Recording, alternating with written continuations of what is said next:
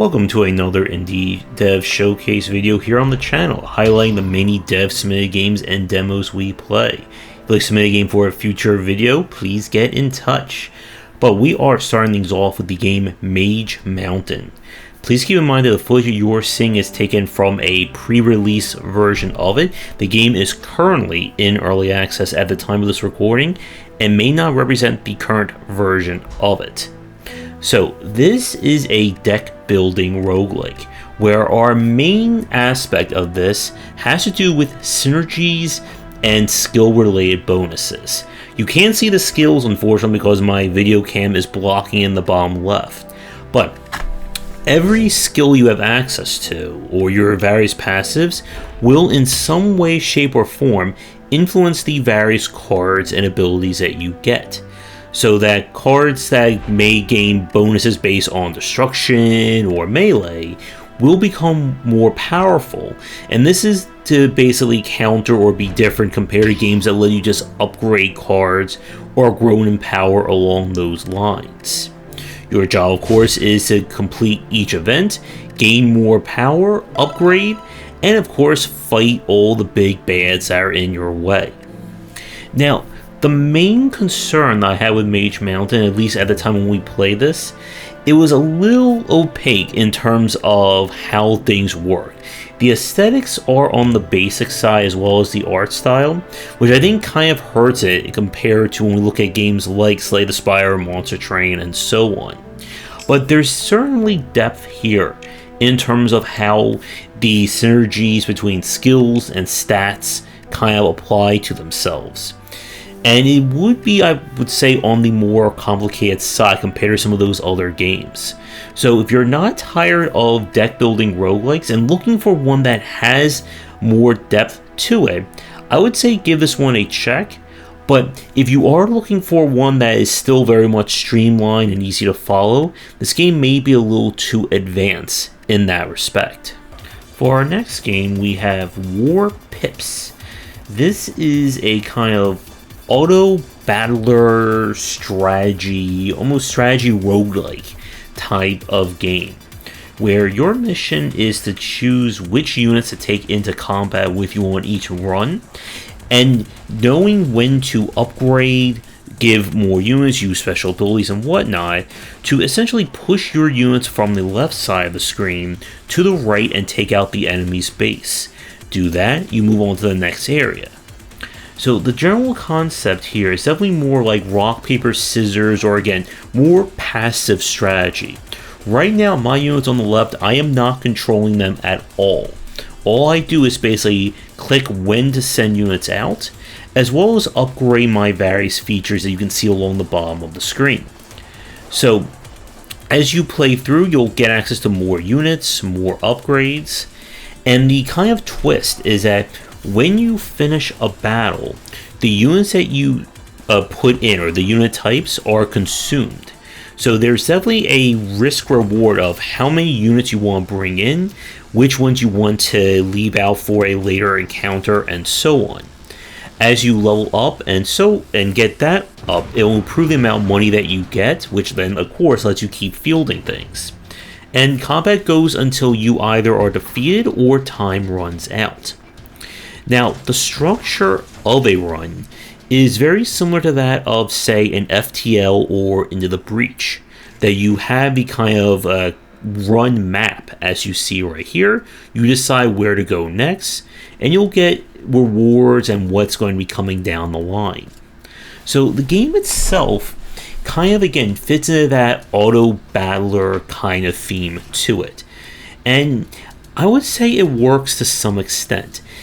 The issue that I have with this game from a strategy point of view, again, is that because you have such limited control over combat, it can feel frustrating when your units are killed or you want them to do something and they're just not doing what you intended them to do.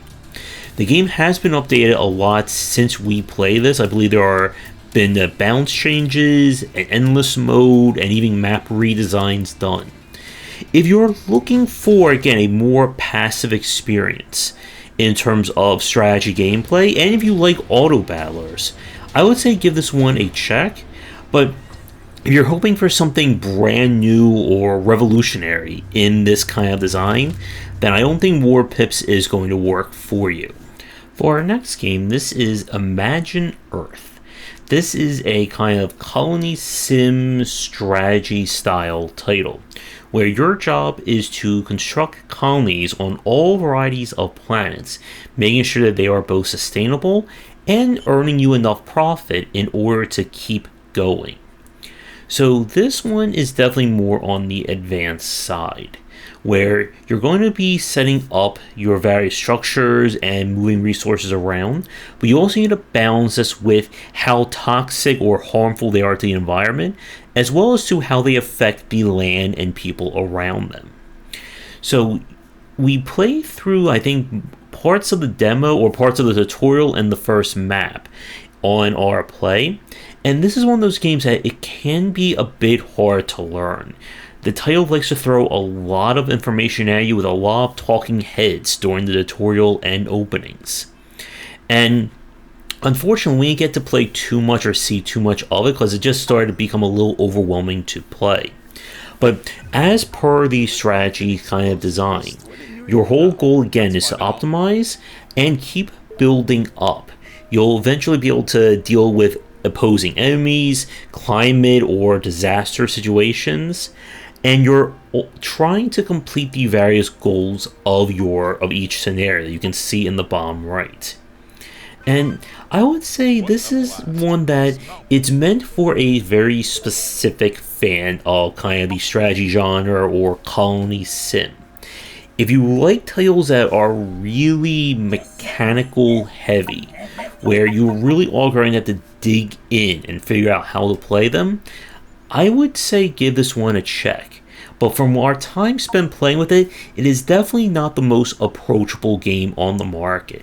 And even especially if we compare this to titles like Anno, which is pretty much all logistics and numbers for you to try and sort. But I would say there is definitely something here for specific fans of this kind of design.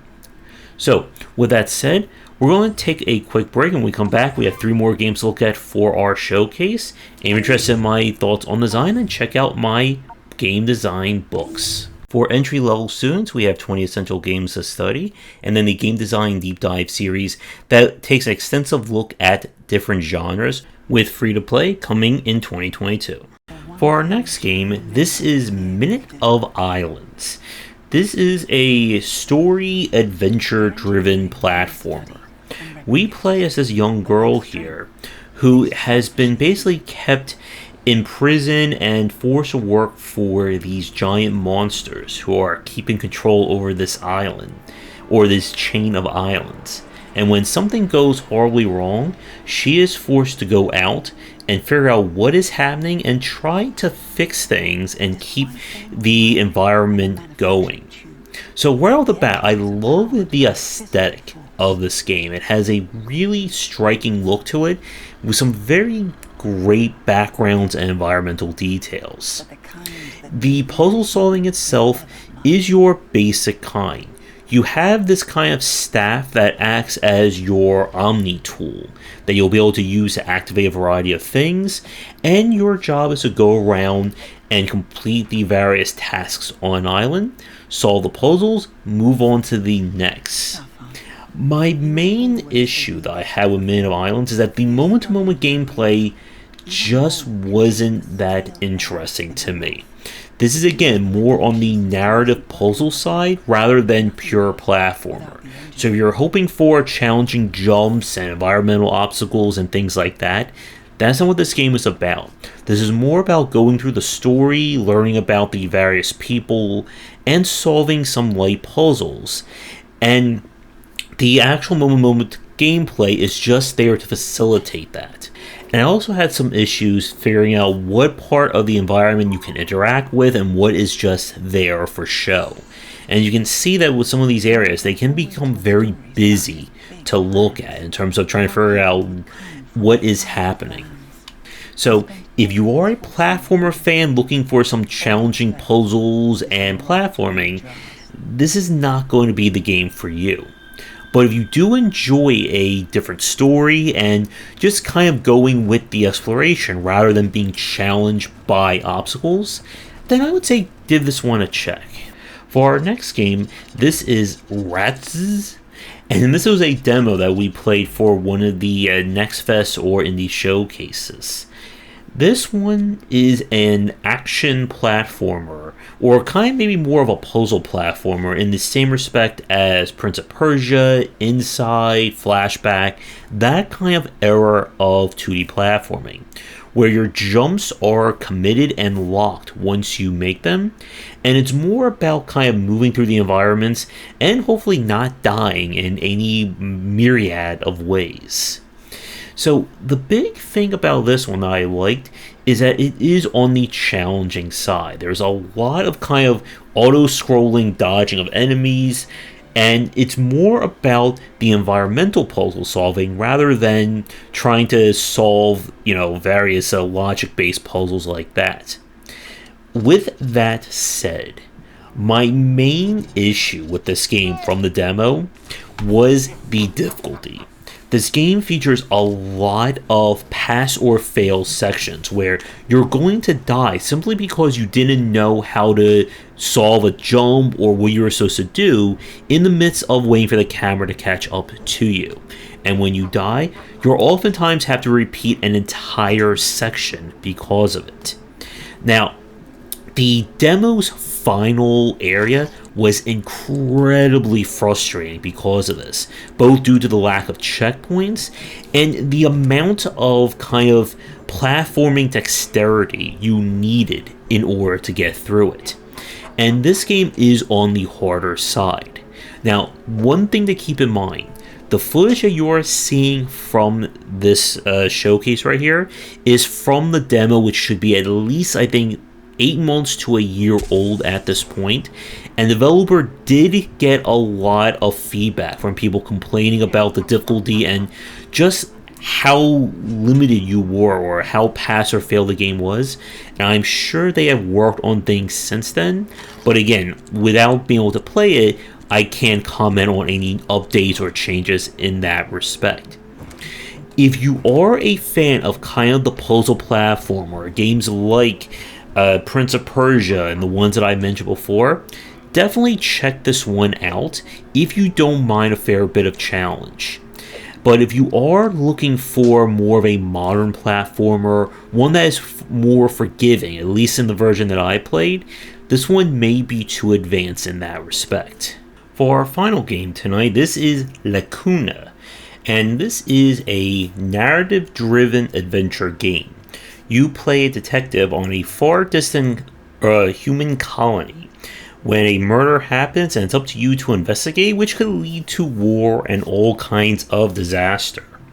So the big thing about Lacuna is that this is a game where choices 100% matter. There are no takebacks, every choice you make is permanent and will affect the outline of the story. And that right there will probably decide whether or not you're going to go all in on this game or not. During the opening, I think I got one of the main characters killed because I couldn't figure out how to get through a certain section. But this is a game that it very much knows what it wants to be. If you're hoping for logic or critical-based thinking puzzles or a lot of action-based design, Lacuna is definitely not it. This is a game about following the story and the interactions between you and the various characters and learning more about what's going on. I did enjoy a lot of the detail in the pixel art and kind of the aesthetic of the game as well. But ultimately, this is definitely not the kind of game that I like to play. But I certainly know that there are quite a few of you out there who like narrative-driven games. And if you enjoy following a story and seeing all the different ways things can change and grow based on your actions, definitely check this one out. But if you are more of a traditional or an older school adventure game player who likes the puzzles and kind of logical thinking along those lines, then this game may not be aimed for you. We're going to wrap up the showcase here. I'd like to thank all the games that were submitted. You'll find links to everything down in the description. Again, if you'd like me to tackle your game for a future stream and video, please get in touch. Check out our Discord and Patreon link down below, and come back for daily discussions on game design here and on game wisdom, where we examine the art and science of games. Until next time, take care.